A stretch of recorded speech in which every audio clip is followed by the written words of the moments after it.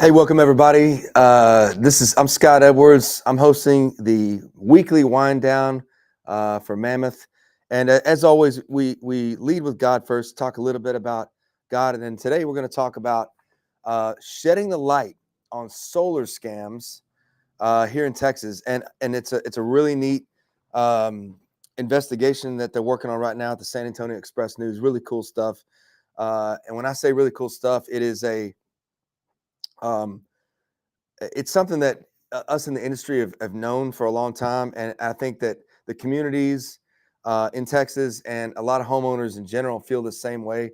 That solar in general is a scam.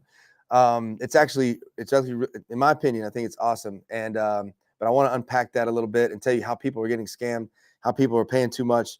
It's misleading sales tactics, hidden loan fees, poor installation. There's so many reasons why it's just impacting Texas homeowners in a bad way. So we're going to talk about that.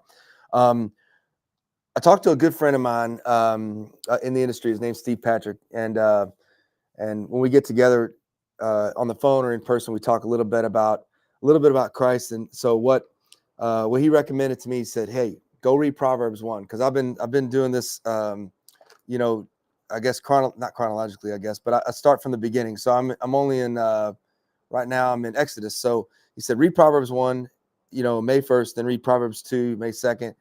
And so I read Proverbs 1. I want to talk about that. And the overarching theme is the purpose of Proverbs. What is it? What does it mean? Because people hear Proverbs all the time. Um, and It's about wisdom. It's about a way to live a good life, how to deal with different problems that we encounter in life. The first step to getting this kind of wisdom is really the hardest. It's trusting and showing reverence for God. And I'll, you know, I'll say this. As I'm reading the Bible, um, there's so many questions that come up, and this is something that my wife and I talk about. Um, different questions that we have about, well, why is this like that, or why do they refer to why do we refer to God in this way, or why do they refer to Christ in this way, or the Lord in this way? Like, why is he personified in this way? And just certain different questions that come up that make you think, well, that's weird. What about this? And one of them, just something simple that we spoke about the other day, was how does the serpent talk? Because is it literal? And maybe for those of you that are biblical scholars, I may sound like an idiot here, but I'm just saying, like, when I'm challenged with people that aren't strong in their faith, because there's a lot of stuff in the Bible and a lot of stuff that people think about that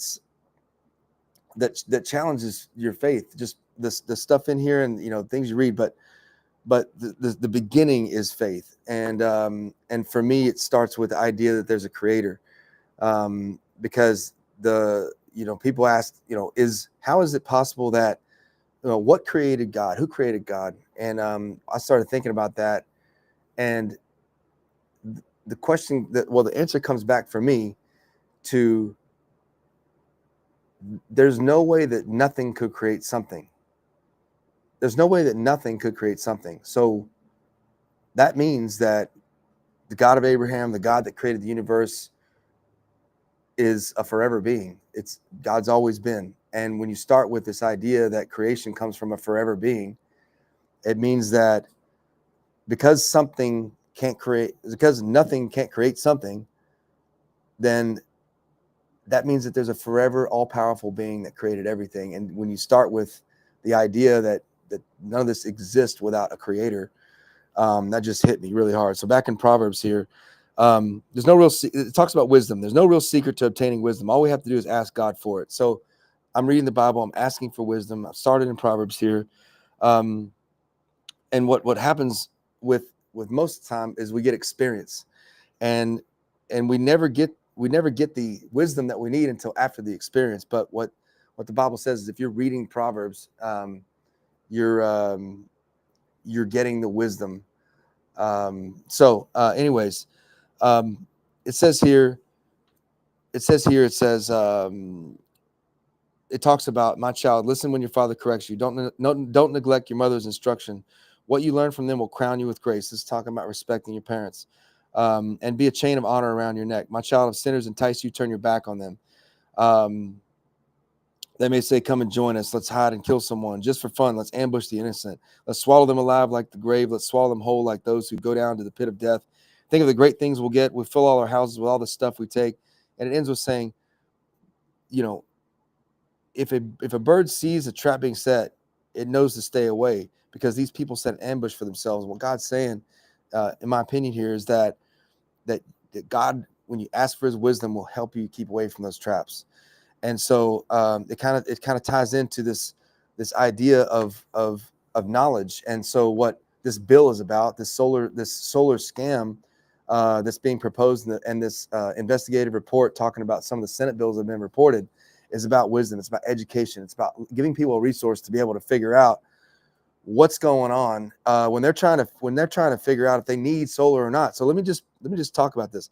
San Antonio Express News, they did this series called In Broad Daylight, and it's about widespread abuse in the residential solar market. And if you've been a part of this, you know how bad this can be. In fact, we've had customers that, you know, they had roof damage, and they tell me these stories about how the solar guys are so convincing, and they said, this is going to be your payment, and then they look up a year later and their payments have blown up. The panels aren't working. So this is designed to avoid and educate regarding misleading sales tactics, including false promises about the federal rebates, hidden loan fees and exorbitant financing costs, poor installation practices leading to malfunctioning systems and roof damage. Here's what's going on right now, and has been for a long time. There are sales organizations that go out and they act as a sales arm for an installation called EPCs. And so these installers, they depend on the sales organizations to go out and sell it. Well, the sales organizations are looking for the best deal with these installers, and a lot of times they're not really focused on the execution and the delivering and making sure that they're being able to hold up on their promises. And so that's why we took ours in-house, is because there was this feeling that our reputation was at stake with someone that with another entity that really didn't maybe have our same values at heart. And so that's what happened and is happening all over the state. And that's what this In Broad Daylight is about. So one of the deceptive practices that's happening right now, and you may think like, okay, who's being targeted? Elderly are being targeted. Non-English speaking homeowners are often targeted. What happens is they're left with a non-functional solar system and tons of debt. And it's like, oh, well, sorry, not our fault, because the contract is with the installer, not the person that said, I'm making all these promises. And so it's really deceptive. And they're like, yeah, sign here, here, here, and here. Okay, great. Now you've got all this debt, and hopefully the system works for you. And that's what's happening. And I'll say this, there's even instances of forged digital signatures and unauthorized loans. So if you think about it, how easy is it if these companies are putting together this digital presentation, and you've seen these? I mean, when you're working with companies that are established, you know, I'll admit this is until I was a business owner, if I was in a place, nice place, yeah, sign, initial, don't care. You know, took me like 15 minutes to sign on my mortgage paperwork, I feel like. But I'll just say this, not a lot of people think too much about it, because it's like, oh, these guys look legit. They're looking at this digital contract, they're signing this up, or it's forged. It's saying, oh, you agree to this? Yeah, okay. And they sign it for them, and they're forged. And so these people ended up obligating themselves to all this debt. And so in response, you know, the Texas put Senate bills out there. So 1697 requires the Public Utility Commission. This is established in 1975 for different utilities, which is like a consumer guide for different types of utilities. And for this bill specifically for solar systems, residential solar systems, it's aiming to educate and protect homeowners. So this exists. What 1036 proposes is stricter regulations and penalties for deceptive practices in the solar industry. And then 2224 lets homeowners cancel contracts and get funds back if installations or if the installation fails inspections. That right there, in my opinion, is huge, because you can have an inspector go out and say, look, they didn't do it right. I'm not paying for this. I'm not going to pay, 25, 30 years for some system that doesn't even work. And as and in the industry, we talk about how bad some of the financing programs are. It's like, oh, we're going to give you 1.9%, but if you know what financing does, it's saying thank you for that. What financing does, it says, look, we're willing to take a risk by giving you some money, but the financing company has to make some money. So if they're giving these low interest rates over a long period of time to the homeowners, the people that are doing this financing, they have to pay a ton of with points or interest and fees on the back end to get the rate. So when they market these things that they're selling to the homeowners, they say, oh well, we're going to give you a 1.9% rate, but meanwhile on the back they've marked it up 25-30% because they are having to account for the fact that the bank is charging them that. And so it's just deceptive. It's frustrating. And so again, that's why we took it in house, so we can really cut the middleman out. So I love that segment. So the reaction, okay, a lot of supporters of these reforms, it's allowing for legitimate solar companies to advocate and weed out the bad actors. Another reason why we love that the new bill proposed for roofing licensing, same thing. And then others worry about, on the flip side of that, their concerns are that they're going to worried about potential overregulation or stifling of innovation and growth. I mean, the industry's still going to grow. The government obviously wants the industry to grow. They're offering massive tax credits to push the green initiatives out there, but incentivizes homeowners to go solar. It takes a lot of burden off the grid. It lets people own their energy. There's massive again 30% tax credit on the systems. You're basically locking in your rate on what you're paying for your energy instead of rent. You ask people, why are you renting? Or why would you prefer to own your home instead of rent it? Well, because I want to own the house or own this thing. And it's the same thing. Think about your energy. If you're paying the energy company, they can increase your bill whenever you want. You're always paying. You always got to pay it, or they cut your lights off. And nobody's ever said, "Oh, look, my bill went down from the energy company." It always goes up. So what the analogy that I've seen used before, it says, look, imagine if you got a gas card in 1993 for 87 cents a gallon or $1 a gallon. Think about how much money you would save over time, considering that gas has been at $3 for however long. It's the same concept when it comes to paying your energy bill, but we're talking a lot of money, a lot more money. But I digress. Back to what we're talking about. I don't think it's going to stifle the industry. I think it's going to help the industry. I think it's a great thing. But that's what this Broad Daylight series does, and I encourage you to check it out. San Antonio Express News.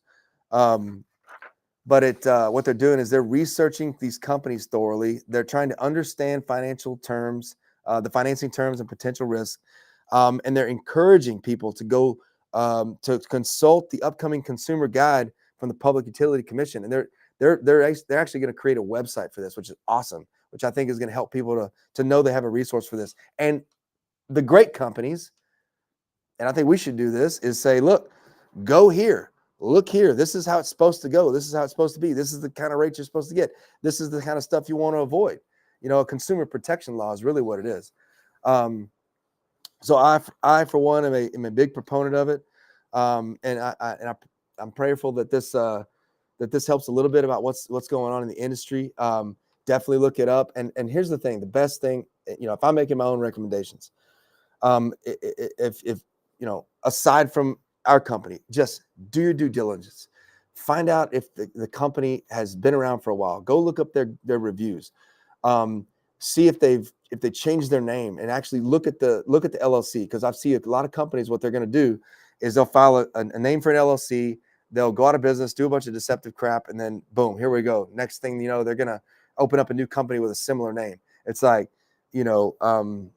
I don't know, Fantastic Roofing, and then they spell it with a K on the second version of it, but they get to use all the same branding. So anyways, I would just say do your own due diligence. Make sure you're protecting yourself, and do that research. So I want to thank you guys for joining us. I do want to say this: our company has an office right now. Well, we've had an office in Temple, Texas, and Belton. We moved from Belton to Temple, but Copperas Cove, Harker Heights, Temple, Killeen, they had a massive hailstorm yesterday, and we're out in the area helping people tarp roofs, get inspections, see if they have real damage, find a trustworthy local company that you can use. If it's not Mammoth, Call a local company that you know is going to be around if there's problems.